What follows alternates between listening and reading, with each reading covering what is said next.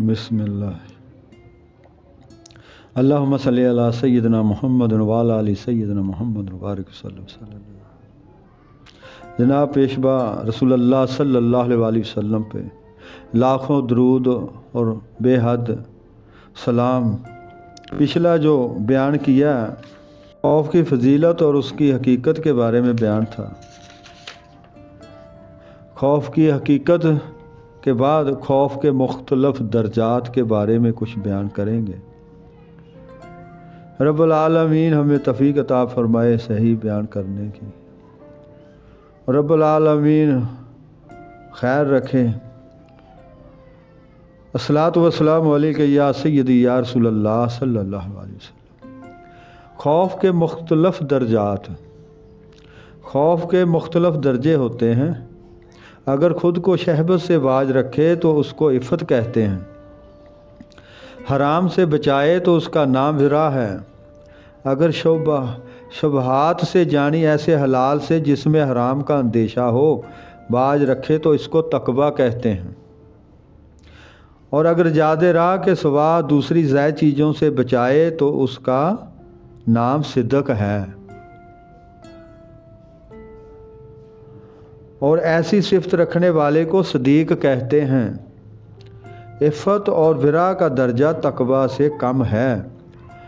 और इफ़्फ़त, विरा और तकवा ये सब सिद्दक से कम तर हैं। खौफ की यही हकीकत थी कि जो जिक्र की गई, अलबत्ता आंसुओं का निकलना, उनको साफ़ करना और ला हौला वला कुव्वता इल्ला बिल्लाह कहना और फिर गफलत और मसीयत में गिरफ़्तार हो जाना, ये खौफ नहीं है,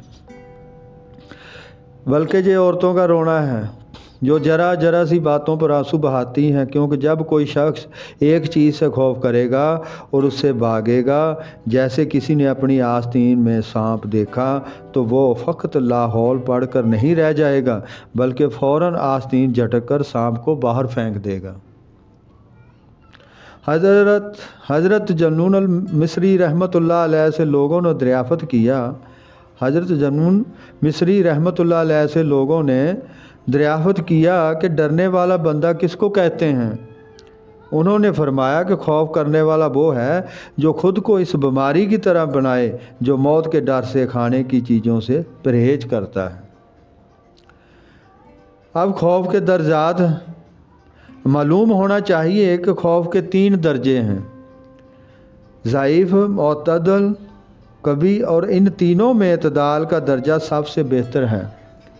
खौफ का ज़ईफ़ दर्जा ये है कि उससे फ़ायदा हासिल ना हो, जैसे औरतों की रिक्कत। कभी दर्जा ये है कि इसमें गशी, बीमारी, नाउमीदी और मौत का अंदेशा हो।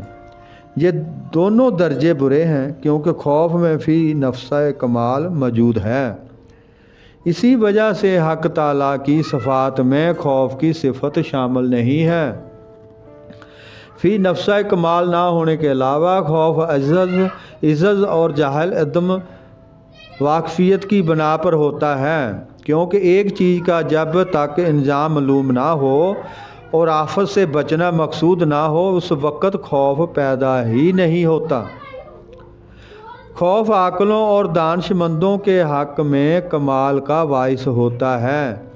क्योंकि खौफ उस ताज़ियाने की तरह है जो पढ़ने वाले बच्चों के लगाया जाता है या घोड़े के मारा जाता है ताकि तेज़ चले।